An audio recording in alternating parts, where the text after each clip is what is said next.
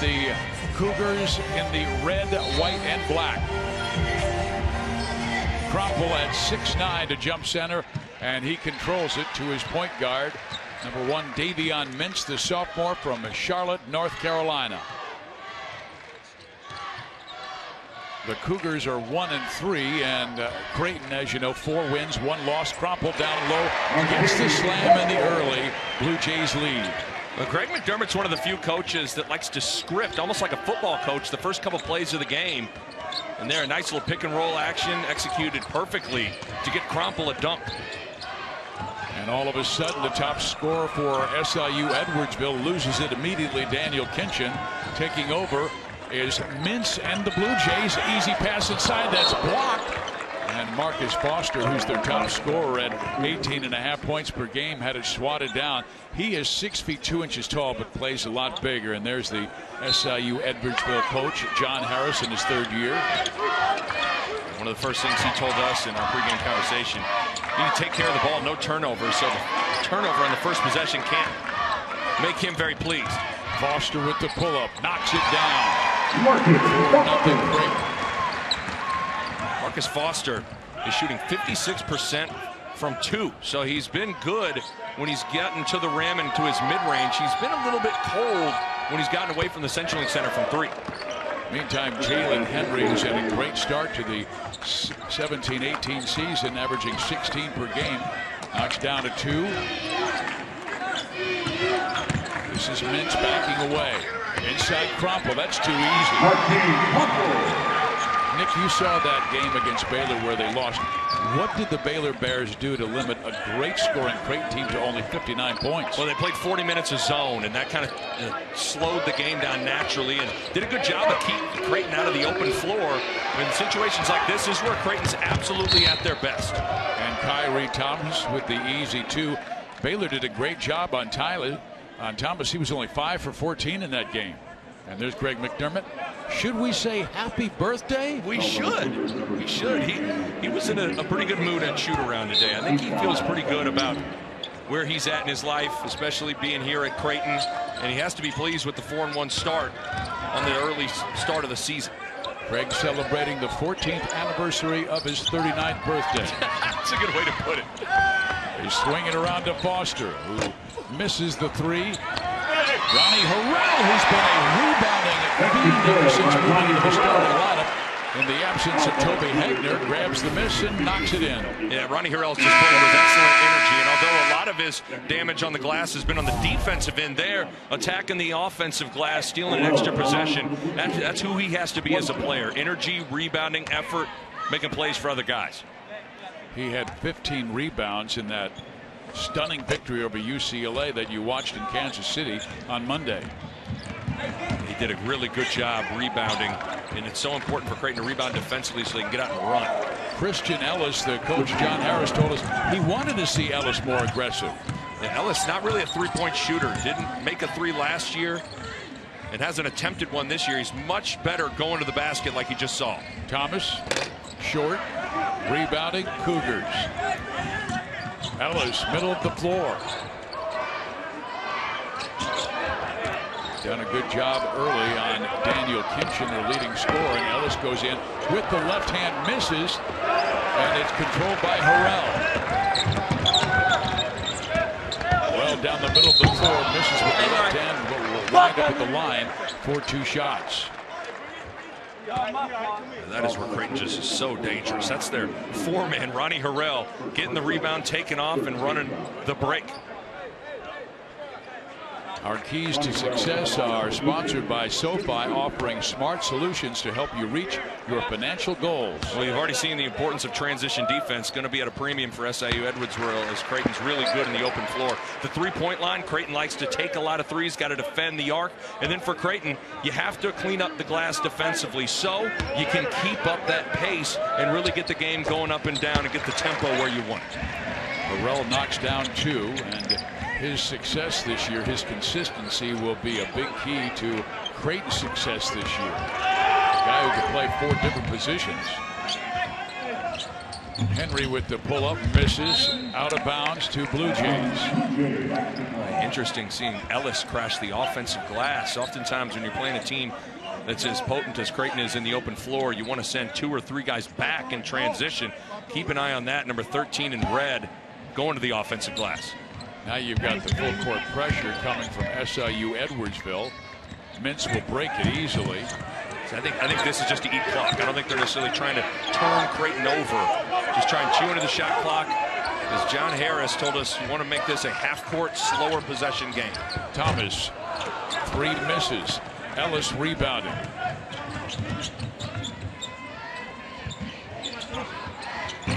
Well, they let her fly from deep, and David McFarland, who showed great potential early in camp and then has been a little quiet. Now Foster misses at the other end, and Creighton only by 2, and the Cougars can tie or take the lead. Boy, Coach Harris was almost on the floor saying, slow down, slow down, slow down. You don't want to get baited into an up and down game. Good job controlling the pace early, and a good sign to see McFarland get one to go down.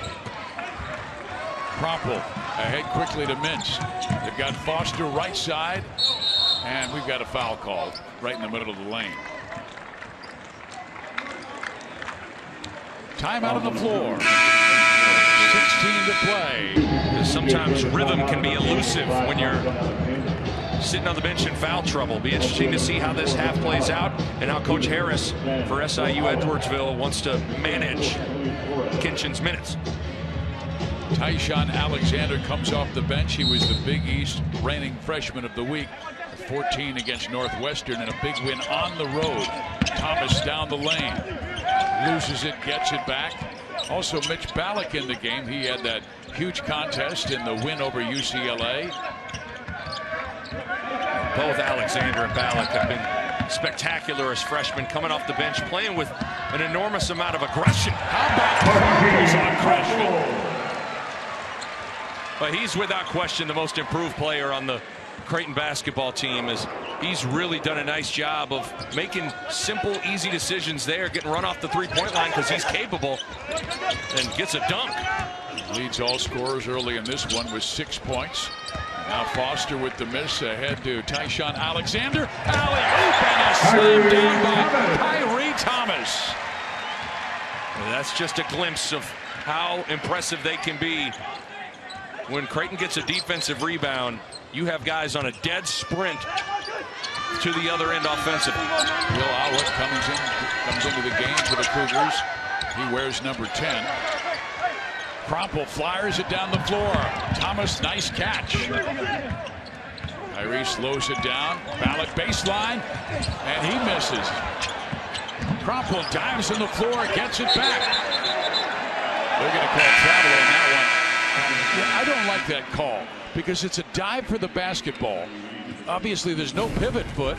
This is just energy, and you can't penalize a guy for energy. Yeah, played hard, was a good dive to the floor, but unfortunately can't get up if you say you have possession. But 2 good plays attacking the rim for Creighton, as they've gotten out and gotten some easy ones in transition. But, you know, ultimately, if you're Greg McDermott, you're not worried about the turnover because you know Ballack's mind's in the right place with that dive on the floor. That was tremendous hustle.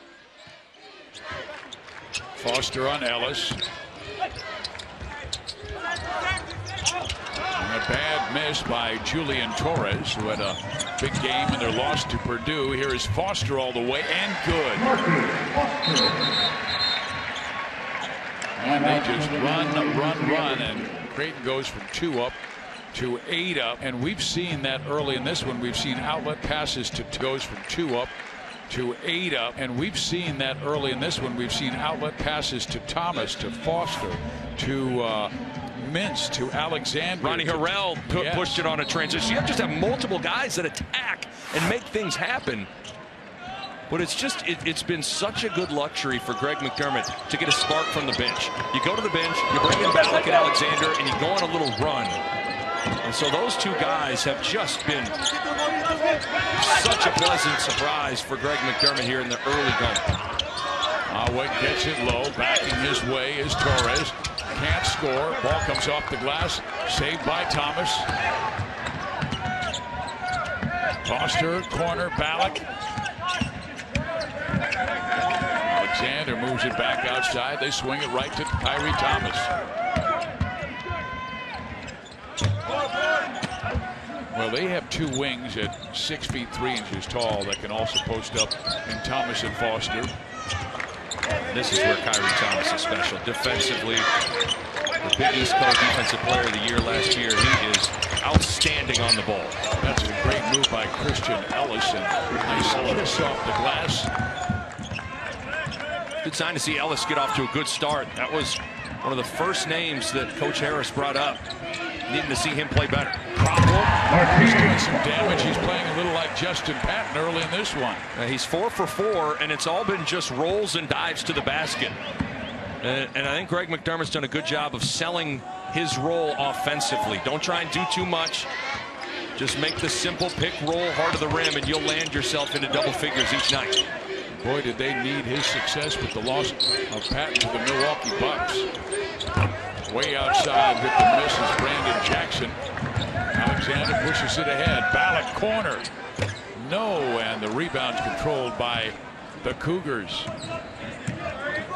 With Ballack, I think he's learning how to shoot on the run right now. He's a guy that when his feet is set and he's in the half court, he's shooting at a higher clip. He's missed a lot of his easy ones in transition, though. Well, we saw that in impressive fashion in their victory over UCLA when Ballack came off the bench for 22 points, including 4 3-pointers. He can score in bunches. And he does a good job of balancing aggression with also making plays for other guys.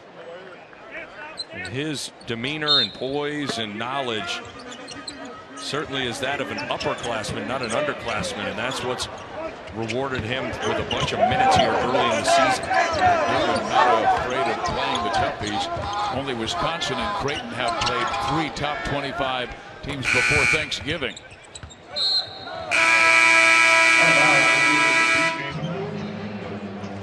Here it is, Edwardsville coming in at 1-3. And here it is, Edwardsville coming in at 1-3 against Creighton at 4-1. And Suarez new into the game. Almost turned it over on a bad pass to Ballack. Mintz back in at the point. That moves Alexander off to the 2-guard spot. And then a terrible pass across court that will lead to an easy Cougar bucket by Jalen McCoy. SIU Edwardsville coming with a 2-3 zone, and Creighton saw 40 minutes of zone against Baylor. Alexander, right corner, no, but another nice rebound by Harrell, but he flips it to a Cougar. McFarland brings it the other way. McCoy misses badly. Ballack will run the other way, and this is where Creighton can really be tough on an opponent. Davion Mintz left side. It'll wait. Well, sometimes the best offense against the zone is just beating it down the floor. Don't let it get set. Good push from Ballack and a nice pull-up jump shot from Davion Mintz. I think the emergence of Alexander has lit a fire under Mintz. He's playing with an extra level of aggression. Harrell, another rebound for Ronnie. Alexander corner, long, and it is won by the Cougars. Creighton 0 for 7 from 3. Gotten some good looks, just haven't been able to get him to go down. Creighton was 5 of 30 from 3 against Baylor on Tuesday night. Got to start knocking down some of these jump shots if you're the Blue Jays. I know they like the 3, but 33s is way too many. That's what can happen with the zone. The zone sometimes just baits you into settling for jump shots, and that certainly happened a little bit to Creighton on Tuesday night. Ronnie Harrell already with 4 rebounds this afternoon. Fakes the jumper, takes it down the lane, and we have a held ball situation. Possession arrow points the Cougars' way. Good strength from SIU Edwardsville. Jalen McCoy getting in there and tying up Harrell. Good job to be in the help gap and now force the turnover. And once again, the Cougars playing all but 2 minutes of this game without their top scorer, Daniel Kinchin, who picked up 2 fouls. 2 minutes in. Cropple will go back to the scorer's table.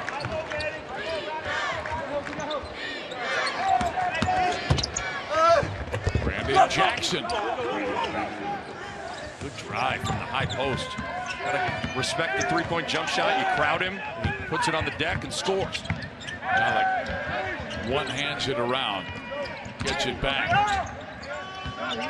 They're back in that really sagging in defensively, trying to make things difficult inside for the Blue Jays, who had a 14-4 scoring inside the paint before that last break. McFarland way off. Mintz. Ballack. He hits. That's transition. Early in the offense, pitch ahead, extra pass, knocked it down. And that's where Creighton can be lethal. Those trailer threes, Steve. You sprint back, you take away the initial look, and you usually got a couple of Jays just trailing the play that can knock down a three. Long range jump shot by Jalen McCoy. This is a guy who played at Wallace State Community College, and right now it doesn't look like he has seen a shot that he doesn't like. Gotta be careful with those shots. Long possessions are good right now for SIU Edwardsville. Manny Suarez and high for the rebound. Ronnie Harrell, his 5th of the game. Ballack, corner, Mintz. Got it. How about that? Ballack just knocks down a three.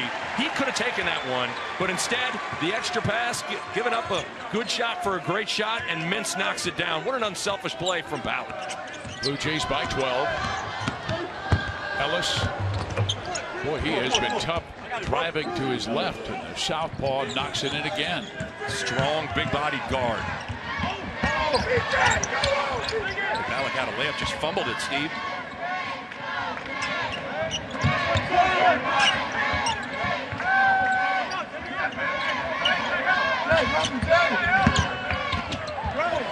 Good passing. Fortunately, Harrell unable to finish. But you can see Ballack, not just a shooter, a very good passer, high IQ, understands how to create shots for others. Ellis. He is now 0 for 14 in his career from three-point range. You see Creighton will give him that shot. And Kyrie Thomas with the left hand. You see, he went off the wrong foot, too. Some would have an awkward finish. Put it up soft off the window. Tells you about his strength and balance. Let's have the screen, but there's plenty of room. Meantime, going inside is Jalen Henry. And we've got slightly, but European basketball players are always a little bit more skilled. And so you see some of the skill. He's a guy that can knock down threes. He can dribble a little bit. And so I think you're going to see him kind of add a little bit more to his game each year. I know the coaching staff really excited about what they've seen from Trump. Yeah, he spent some time at Impact Academy in Florida, averaging 24 points per game. But they like his future. And they're hoping to get Toby Hegner back soon, who is out with an ankle injury. And they certainly miss Toby in their loss to Baylor. The best low post defender. Another guy that can stretch the defense and knock down threes. And a guy that's played a lot of basketball. Talking about a guy that has started since he's a redshirt freshman. So he's going to be a welcome sight when he comes back. Foster will be at the free throw line for 2 shots. Marcus, who averages 18.5 per game with just 4 early in this one, 2 of 5 from the floor and 0 for 2 from three-point range. As a matter of fact, the team is only 1 for 11 from downtown. So last 2 ball games, just 6 three-pointers made in 41 attempts. And it's one of those things you can say, live by the 3, die by the 3, but a lot of those are good shots, and it's how Creighton's built. You ask Greg McDermott about a lot of the shots, I think he'd feel good about it. And ultimately, that's what you want as a coach. You can have a bad possession that ends in a made shot, and you can have a good possession that ends in a missed shot, and you'd much rather just string together the good possessions because ultimately you're going to make more of those. Caleb Joseph in. Joseph off the bench. One of their point guards, a transfer from Syracuse. Good opportunity for Joseph here, who's been hobbled by a hamstring injury in the preseason. Opportunity for him to show the coaching staff what he can do. Shot clock down to 5. Ellis to drive. Lays it up right hand. No, but good, strong rebound by Julian Torres, the 6'9", 250-pound redshirt sophomore from Bolingbrook, Illinois. Ellis created that rotation rebound. I think Ellis has to continue to attack the rim to create opportunities. Harrell, well, he should have taken that right up. Instead, they let Joseph take the 3, and he knocks it down. Only his second made 3 attempt this year. Yeah, Joseph made 9 threes in 2 years at Syracuse, so not known as a three-point shooter, but there looked pretty good. Shot it with confidence.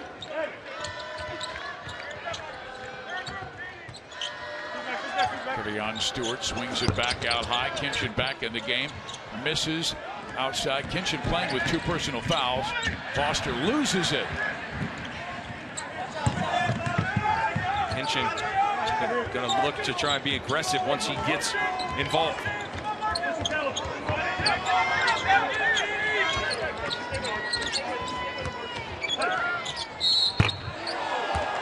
Welcome back to Omaha, Nebraska. Steve Physiak, Nick Baugh with you as Creighton, 4-1 in the season, takes on SIU Edwardsville. They are 1-3.